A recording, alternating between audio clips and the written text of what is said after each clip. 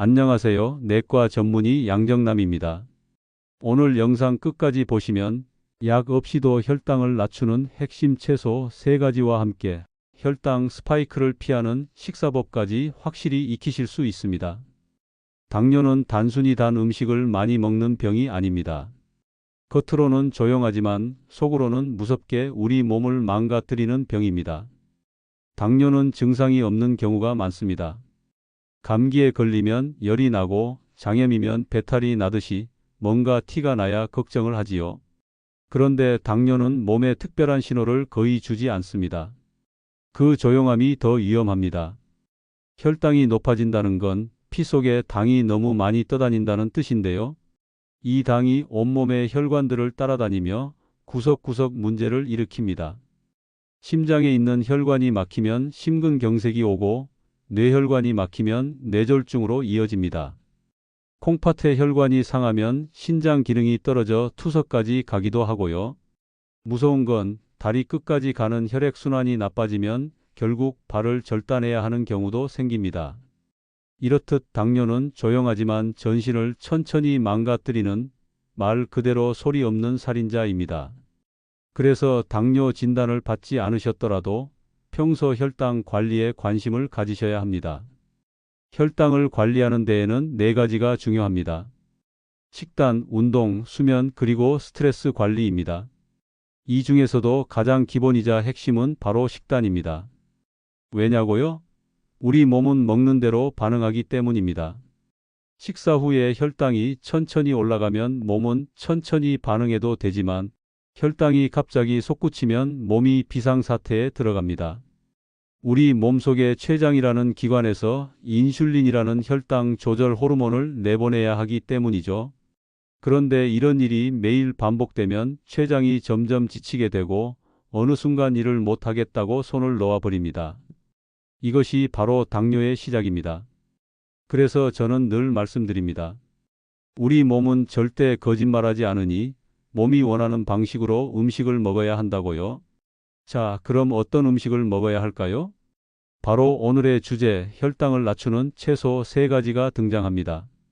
당뇨를 이겨내기 위해 가장 먼저 챙겨야 할 음식이 바로 채소입니다. 그런데 채소라고 다 같은 채소가 아닙니다. 어떤 채소는 혈당을 낮추는 데 도움이 되지만 어떤 채소는 오히려 혈당을 빠르게 올릴 수도 있습니다. 그래서 제가 특별히 신호등 채소법으로 나누어 설명드리겠습니다. 가장 먼저 초록불 채소, 그러니까 아무리 많이 먹어도 혈당 걱정 없는 채소 3가지를 소개해 드리겠습니다. 첫 번째는 브로콜리입니다. 모양이 꼭 작은 나무처럼 생긴 브로콜리는 항산화 채소라고 불릴 정도로 몸에 좋은 성분이 많습니다. 브로콜리에는 설포라판이라는 물질이 들어있는데요. 이 성분은 우리 몸속의 염증을 줄여주고 혈당 조절에도 탁월한 효과를 보입니다. 또한 100g에 약 2.6g의 식이섬유가 들어있어 포만감을 주고 혈당이 급하게 오르는 것을 막아줍니다. 두 번째 채소는 샐러리입니다. 입에 넣으면 아삭아삭 소리가 날 정도로 수분이 많은 채소죠. 샐러리는 칼로리가 낮고 씹는 시간이 길기 때문에 포만감을 오래 유지할 수 있습니다. 또한 아피제닌이라는 성분이 들어있어 혈당뿐 아니라 혈관 건강에도 도움이 됩니다. 그래서 당뇨뿐 아니라 고혈압이나 고지혈증을 함께 가지고 계신 분들께도 아주 좋은 채소입니다. 그리고 3번째는 우엉입니다. 조금 생소하게 느껴질 수 있지만 당뇨 환자분들 사이에서는 이미 잘 알려진 식재료입니다. 특히 이눌린이라는 성분이 풍부하게 들어있어서 혈당을 직접적으로 낮춰주는 효과가 있습니다. 저희가 상담했던 한 영양사 선생님도 우엉차를 꾸준히 드신다고 하시더군요. 그분은 우엉만 마시면 혈당이 너무 떨어져서 오히려 조심해야 해요 라고 웃으며 말씀하시기도 했습니다. 우엉은 생으로 드시는 것보다는 차로 우려서 드시거나 말린 우엉을 끓여 마시는 방식이 편하고 흡수도 잘 됩니다. 간편하게 마시고 싶으신 분들은 시중에 판매되는 우엉차를 이용해 보셔도 좋겠습니다. 이 3가지, 브로콜리, 샐러리, 우엉은 당뇨 관리에 꼭 필요한 초록불 채소입니다. 식사 전에 먼저 드시거나 식사에 함께 곁들여 드시면 혈당 스파이크를 막는 데 큰 도움이 됩니다. 그렇다면 이번엔 꼭 조심해야 할 채소들, 즉 빨간불 채소를 알아보겠습니다. 이 채소들은 겉보기에는 건강해 보일 수 있지만 조리 방법이나 성분에 따라 혈당을 급격히 올릴 수 있기 때문에 당뇨 환자분들은 각별히 주의하셔야 합니다. 첫 번째 빨간불 채소는 고구마입니다. 많은 분들이 고구마는 몸에 좋은 음식이라고 알고 계시죠? 실제로 식이섬유도 있고 포만감도 좋은 식품이긴 합니다. 그런데 문제는 조리 방법에 있습니다. 고구마를 구우면 우리가 아는 군고구마가 되죠. 이렇게 구운 고구마는 혈당 지수가 90까지 치솟을 수 있습니다. 설탕이나 흰 쌀밥 못지않은 수치입니다. 왜 그럴까요? 고구마 안에 전분이 열을 받으면 젤라틴화가 되는데 이 상태가 되면 우리 몸이 훨씬 빠르게 소화하고 흡수하게 됩니다. 그 말은 곧 혈당이 빠르게 올라간다는 뜻이죠. 튀김으로 만든 고구마도 예외는 아닙니다. 기름에 튀기면 혈당 지수는 오히려 낮아질 수는 있지만 당독소라는 해로운 물질이 많이 생깁니다. 이 당독소는 염증을 유발하고 노화를 촉진하며 당뇨를 더 악화시킬 수 있습니다. 두 번째는 감자입니다. 감자의 혈당 지수는 무려 90입니다. 감자탕, 감자전, 감자조림 자주 드시는 분들 많으시죠? 하지만 당뇨가 있는 분들이라면 감자는 가능하면 피하시는 것이 좋습니다. 마지막은 옥수수입니다. 옥수수는 생으로 먹을 때는 중간 정도의 혈당 지수를 가지고 있지만 익히거나 가공하는 순간 혈당이 확 올라갈 수 있습니다. 특히 콘스프처럼 곱게 갈아 만든 요리는 흡수 속도가 빠르기 때문에 혈당 스파이크가 쉽게 생깁니다. 물론 저도 옥수수의 고소한 맛을 좋아합니다. 그래서 아주 가끔 식사로 드셔야 할 때는 식사 후에 꼭 산책을 하시기를 추천드립니다. 움직이면 혈당 상승을 어느 정도 잡을 수 있으니까요. 이렇게 고구마, 감자, 옥수수는 채소라 해도 조심해서 드셔야 합니다. 특히 당뇨가 이미 있거나 공복 혈당이 높게 나오는 분들은 가능한 피하시거나 양을 줄이셔야 합니다. 무엇보다 중요한 건 먹는 양보다는 먹는 방식입니다. 어떻게 먹느냐에 따라 같은 음식이라도 몸의 반응이 달라질 수 있습니다. 이번 장에서는 실제로 당뇨 관리 식단을 실천하신 분의 이야기를 함께 나눠보려 합니다. 진료실에서 자주 듣는 질문 중 하나가 바로 이겁니다. 선생님, 도대체 뭘 먹어야 하나요? 정말 이해가 됩니다. 아침엔 뭘 먹고 밥은 얼마나 먹어야 하고 고구마는 괜찮은 건지 헷갈리실 수밖에 없습니다. 그래서 오늘은 그런 고민을 했던 한 어르신의 실제 경험을 소개해 드리겠습니다. 이야기의 주인공은 66세 김말순 할머니입니다. 김말순 할머니는 처음 상담을 받으러 오셨을 때 당화혈색소 수치가 당뇨 전 단계와 경계선이었고 체중도 표준보다 약간 높은 상태였습니다. 선생님, 저는 밥을 줄이면 너무 배가 고파요. 밥을 안 먹으면 어지럽고 손이 떨리기도 해요. 그렇다고 계속 먹자니 살이 찌고 혈당이 높아지고 정말 답이 없어요. 김말순 할머니의 식사 기록을 살펴보니 하루에 3끼는 물론이고 간식까지 포함하면 거의 5번에서 6번 정도 드시고 계셨습니다. 그 중에서도 가장 문제였던 건 식사 사이에 단 음식을 자주 드셨다는 점이었습니다. 그 이유는 바로 계속되는 허기였습니다. 그 허기를 해결하지 못해서 자꾸만 무언가를 드시게 된 것이죠. 그래서 저는 2가지만 바꿔보시자고 제안드렸습니다.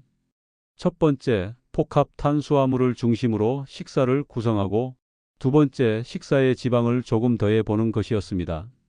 예를 들어 흰 쌀밥 대신 현미밥을 소량 드시고 반찬에는 들기름을 약간 곁들인다든지 달걀이나 두부처럼 단백질과 지방이 같이 들어있는 식재료를 포함해 보자고 말씀드렸습니다. 처음엔 조금 낯설어 하셨지만 한 달쯤 지나자 놀라운 이야기를 해 주셨어요. 선생님, 정말 신기한 게요. 예전에는 아침 먹고도 금방 배가 고팠는데 요즘은 2끼만 먹어도 배가 안 고파요. 허기가 안 와요. 할머니는 그렇게 하루 2끼 식사를 규칙적으로 하게 되었고 간식도 거의 먹지 않게 되었습니다. 체중도 자연스럽게 줄어들었고 무엇보다 혈당 수치가 서서히 정상 범위로 내려오기 시작했습니다.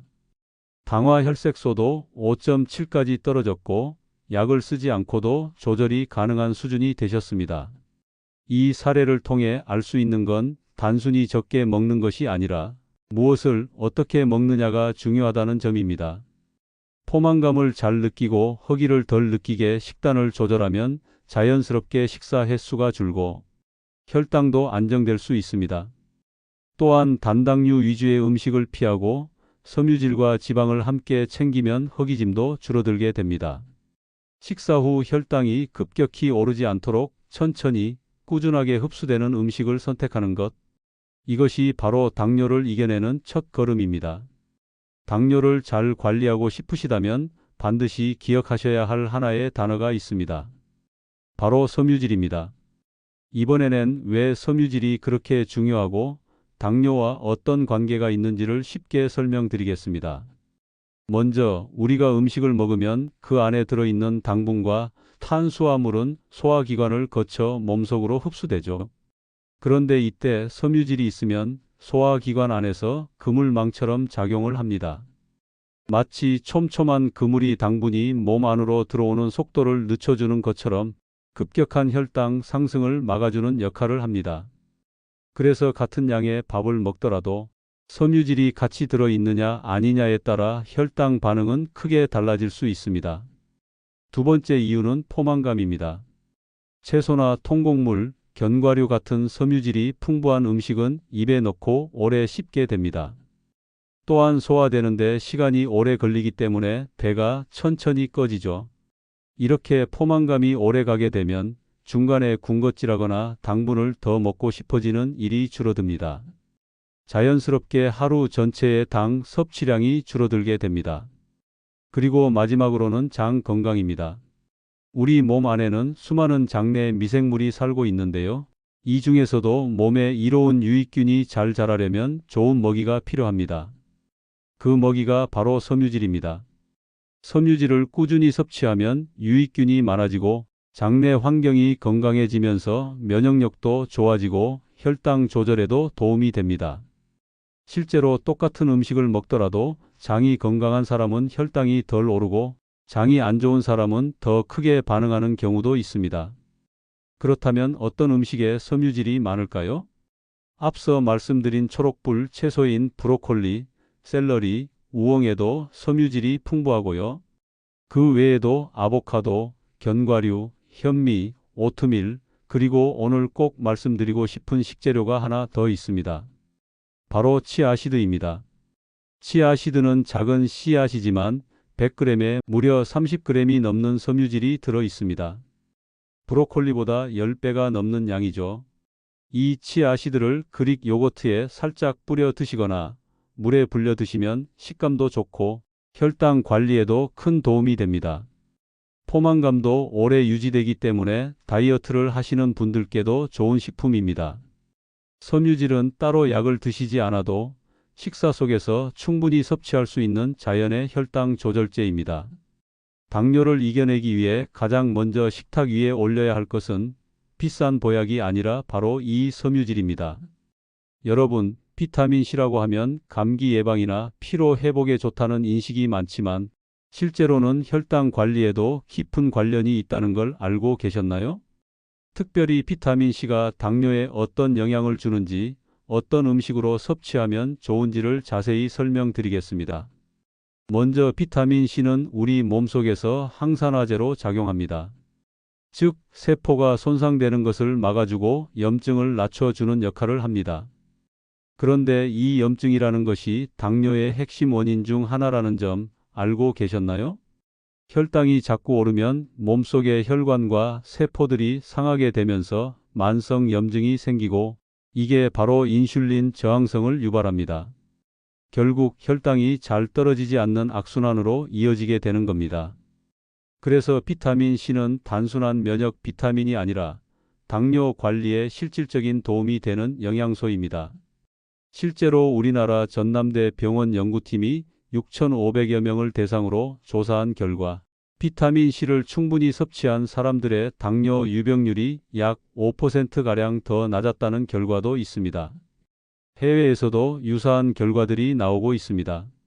비타민 C를 매일 일정량 이상 섭취한 그룹은 혈당 수치가 낮고 인슐린 민감도도 개선되는 경향을 보였다는 겁니다. 그렇다면 비타민 C는 얼마나 먹어야 효과가 있을까요? 연구에 따르면 혈당 조절에 효과를 보려면 하루 약 1000mg 정도를 꾸준히 섭취하는 것이 도움이 됩니다. 500mg 정도도 염증 수치를 낮추는 데에는 효과가 있지만 혈당 개선을 기대한다면 1000mg이 필요하다는 뜻입니다. 그렇다고 해서 꼭 영양제를 드실 필요는 없습니다. 음식만 잘 골라도 충분히 비타민 C를 섭취하실 수 있습니다. 가장 추천드리는 음식은 키위입니다. 키위 한 개에 들어있는 비타민 C는 약 70mg 정도로 하루 권장량의 절반 이상을 차지합니다. 게다가 식이섬유도 함께 들어있어 혈당 조절에 더욱 유리한 과일입니다. 두 번째는 케일입니다. 생소하게 들릴 수 있지만 요즘은 마트에서도 쉽게 구할 수 있습니다. 케일은 채소 중에서도 비타민 C 함량이 높은 편이며 뼈 건강과 피부에도 좋은 영향을 줍니다. 특히 케일은 즙이나 샐러드로 드시면 간편하게 즐기실 수 있습니다. 그리고 세 번째는 딸기입니다. 딸기는 단맛이 있지만 과일 중에서는 혈당 지수가 낮은 편입니다. 100g, 즉 6알 정도의 비타민 C가 약 80mg 들어있고 안토시아닌이라는 항산화 성분도 풍부하게 들어있어 심혈관 건강에도 좋습니다. 다만 너무 많은 양을 드시게 되면 당분이 많아질 수 있으니 하루에 6알 정도만 적당히 드시는 걸 권장합니다. 이렇게 키위, 케일, 딸기와 같은 식품을 통해서도 충분히 비타민 C를 섭취할 수 있습니다. 그리고 이런 음식을 섬유질과 함께 드신다면 혈당 스파이크를 줄이고 포만감도 유지할 수 있으니 더 효과적인 조합이 됩니다. 오늘은 당뇨를 조용히 이겨낸 분들의 식사 습관과 혈당을 낮추는 채소, 그리고 비타민 C의 놀라운 효과까지 말씀드렸습니다.